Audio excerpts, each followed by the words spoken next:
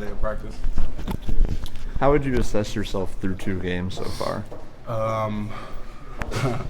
Still shaking some rust off, I'd say. Things that I am doing well at, kind of try and forget and focus on things that I'm not doing well at, kind of move my feet more. Do you like playing on the inside or the outside more? There's 2 different styles of play. Inside is more aggressive, outside is more finesse. Really don't care as long as we get the win. Coach said maybe you're overthinking certain things. Do you feel that out there?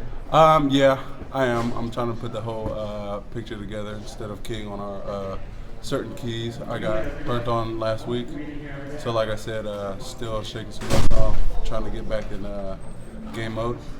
Do you feel like you're missing a lot of assignments out there, and like specifically? No, not really. I just feel like my play last year compared to today, they kind of can see the difference. So kind of still baby rolling into it. 2 games back in almost 8 months. What's your focus going into each game? Do you have a Yeah. checkpoint of stuff that you I usually just try and focus on my feet, and then from my feet, if you have a good base, everything else will just fall in place. Right. So it's my main goal every game. What's been the biggest difference that you've seen from the first half until the second half? As to Just kind of overall with the offense, it seems like kind of everything finally Dawkins finally started to settle in. It's kind of different going from Anu, who passes differently, from Dawkins, who's young, explosive. So kind of just getting him to settle down. And it was his first start, so.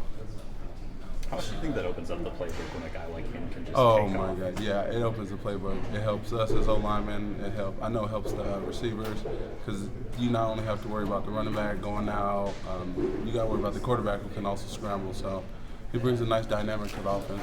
Is there a different feeling when he's out there compared to when Anu's out there? No, not really. I kind of just focus on the guys in front of me. But I would say Dawkins needs to speak up a little bit more in the huddle.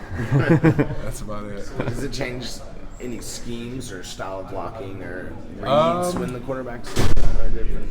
I would assume, I don't really know, but I'd assume Dawkins would have more control over whether he wants to run or not, having him being an explosive runner. What's the biggest difference between tackle and guard? Guard, everything happens so quick because D-tackle, at the end, guys kind of have to look in the backfield, so you have more time. So it's more of a finesse game.